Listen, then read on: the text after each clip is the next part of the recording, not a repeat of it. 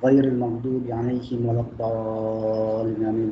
Okay, alhamdulillah kita dapat bertemu pada pagi ini untuk kita tengoklah presentation untuk group dan juga presentation untuk individual. Sekali arung lah sekali arung. Minggu depan dah ada exam. So kita kena selesaikanlah yang ni. Alright, so tanpa berlengah masa saya berikan kepada siapa yang nak mengendalikan pembentangan ni. So saya cadangkan kita present untuk group dulu, lepas tu baru present untuk individu. Okey doktor, jadi saya akan share screen.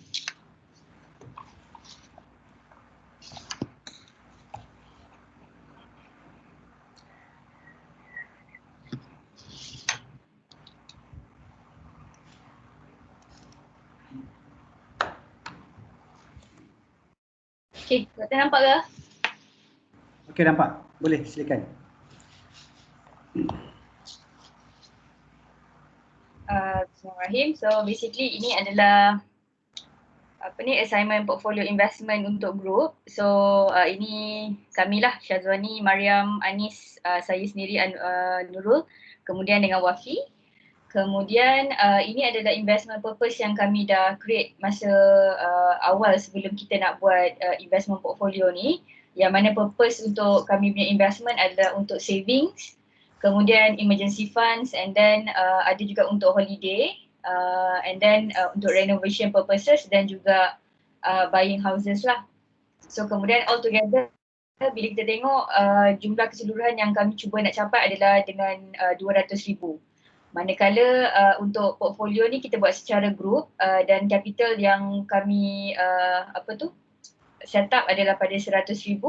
Ini adalah target masa awal, which is return goals yang kami nak adalah 10.3% secara annually, dan juga asset allocation ni kami akan letak dalam common shares lah, yang mana bila kita kira untuk kalau nak dapatkan 10.3% secara annually dan juga untuk achieve 200,000 ni kami kena buat untuk time horizon untuk 7 years, ini menggunakan rule 72.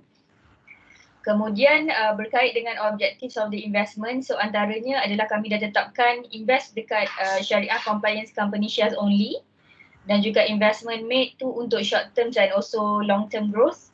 Dan risk profile ni adalah yang kami pilih adalah untuk moderate dan juga agresif, kerana kalau kita tengok daripada sudut kalau investment purposes ni dia 200,000, jadinya dia kena tak boleh secara low risk lah. Kemudian no short term liquidity is need.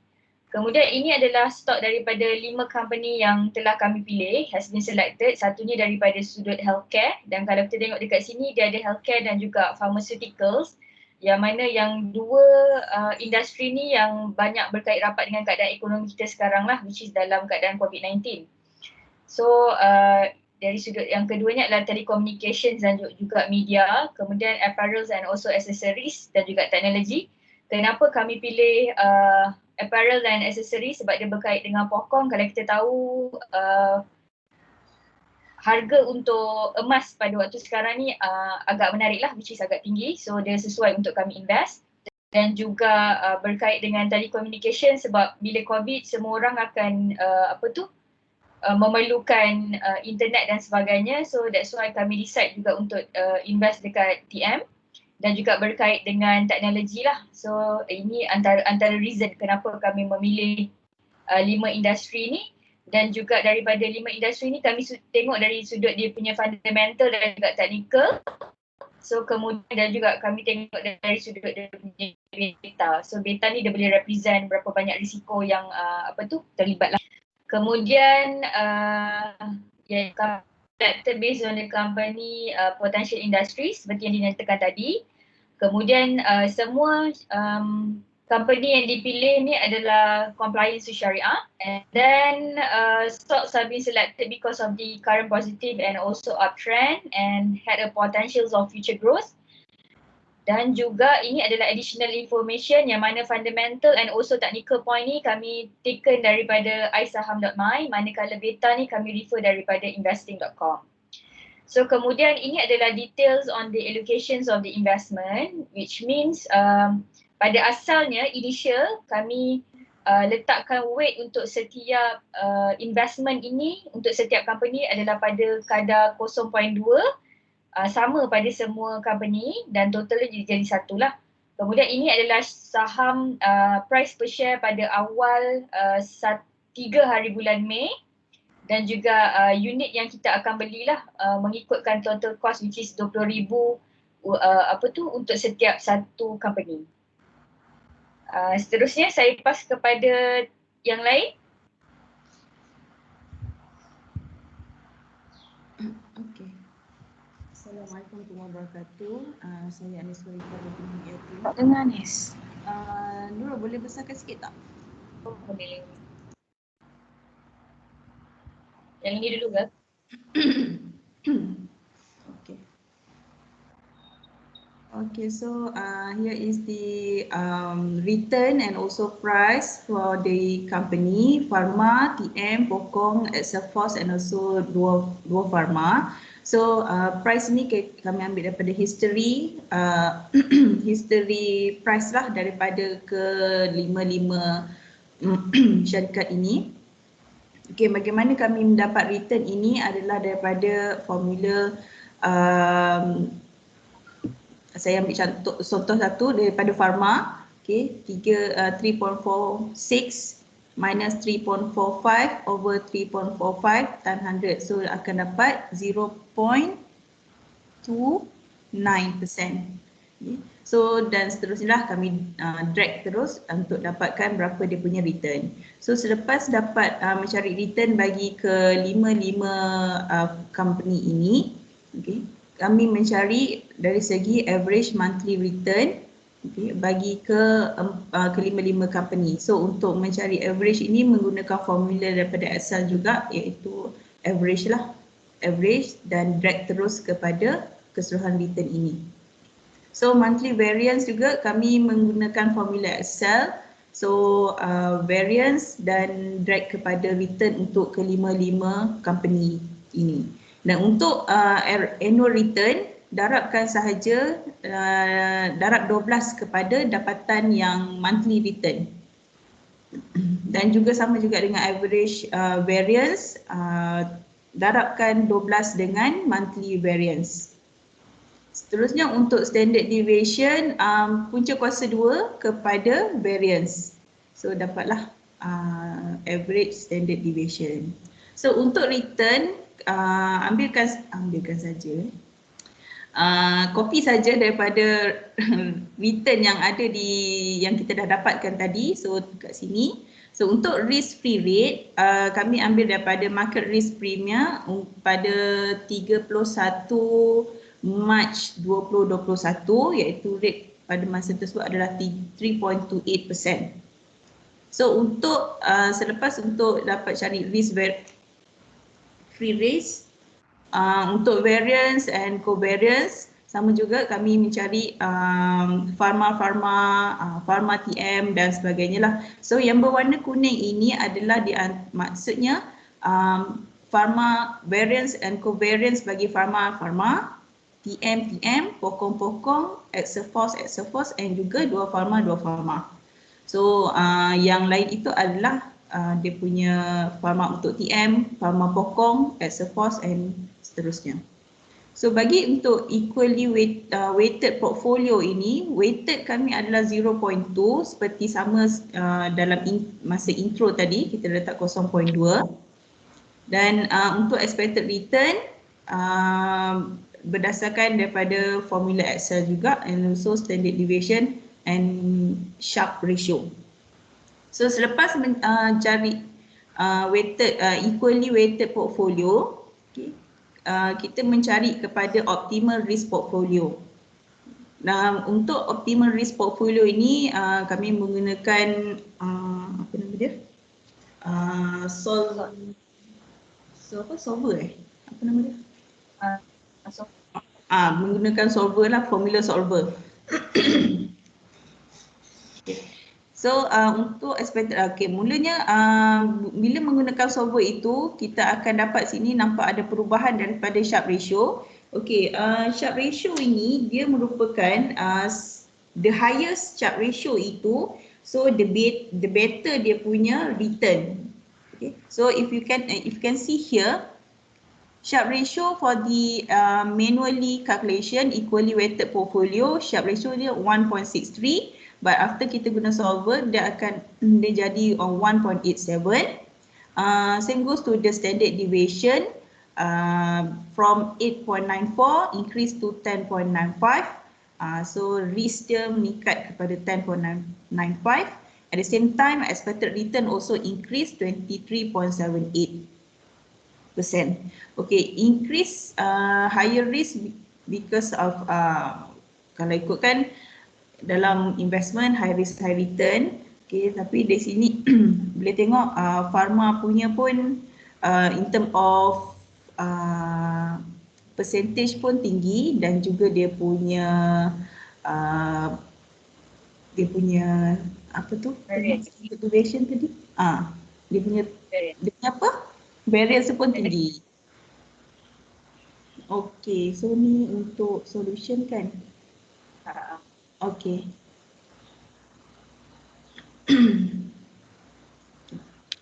Next.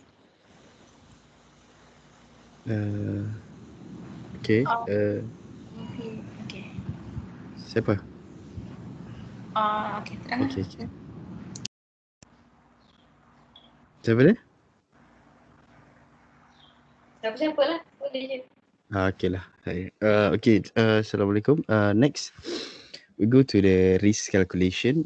So despite having the goals of the investment, we also need to calculate the risk that we may face in the portfolio investment. As mentioned by our colleague, first we need to list down all the 5 stocks, and then we calculate the risk-free rate. Actually, it was given, and then calculate the beta. The beta also given for the respective stock. So usually the higher the beta, the higher the risk and expected return. So usually the what we call the benchmark was 1, so beta higher than 1 was highly risk and return. And then we get the risk premium using the formula. You need to minus risk-free rate minus expected return, or expected return minus the risk-free rate, and you get the risk premium. So the risk premium is 4.02. And then lastly, we calculate the CAPM. So what is the usage for the CAPM?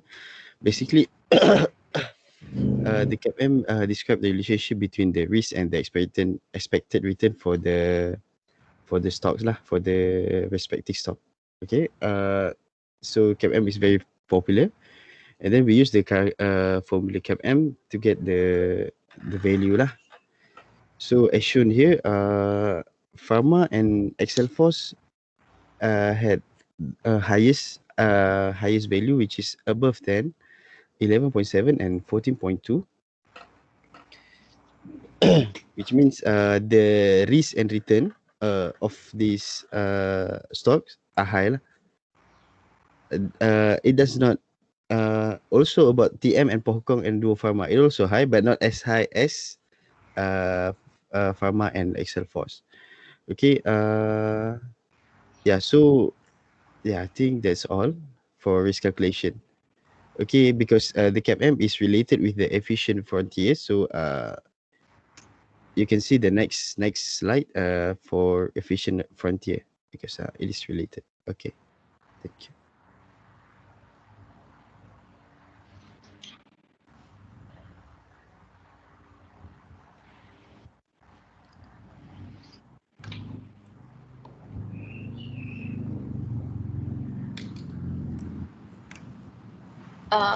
For efficient frontier, basically for efficient frontier, for this calculation we use the solver. And then at the beginning kita dah kira berapa variance and covariance untuk five shares ni, and then also the correlation, and then kita juga dah kira the portfolio risk and return as before, the optimization optimum portfolio weight which is 0.35, 0.15, 0.15, 0.1 and 0.25 and 0.115. This is the weight for the pharma, TM Pokong, SL-FOS and Dua Pharma. And then we use the solver and then to generate the risk and return, we repeated use the solver for different expected portfolio return. So kita dapatlah berapa risk dengan return untuk efficient frontier tu.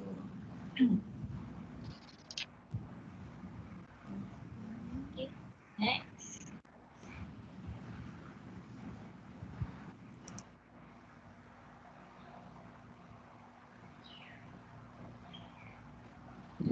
Okay, Assalamualaikum warahmatullahi wabarakatuh. Okay, so conclusion for the 5 stocks chosen. So initially kan kita ambil weight dia each stock 20%. So untuk apa yang initial punya weight, basically kita akan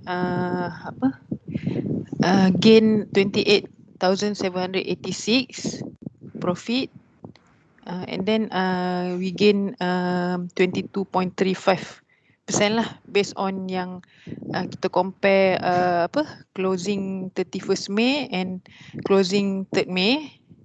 So yang untuk 3rd May tu total cost average lah, kita ambil yang minimum 99k plus, and then 31st May closing based on share that time, dia punya total yang kita achieve is 128k, memang exceed lah then the capital, and yang ni shows profit of 22%.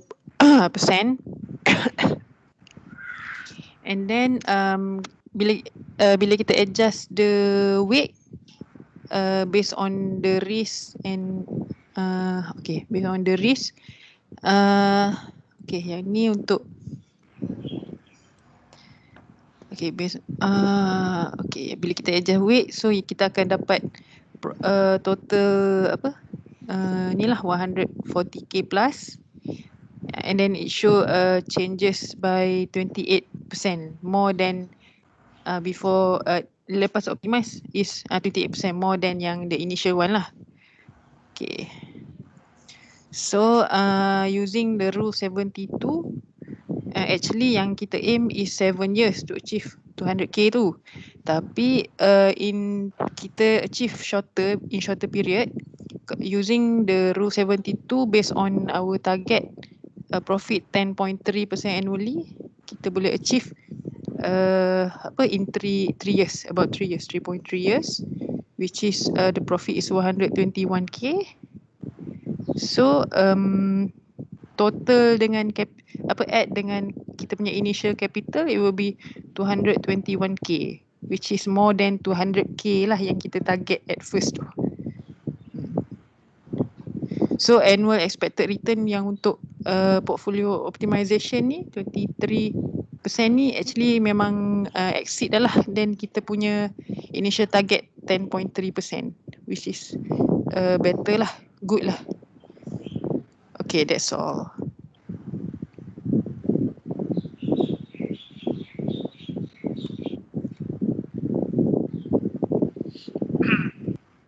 Jangan tutup.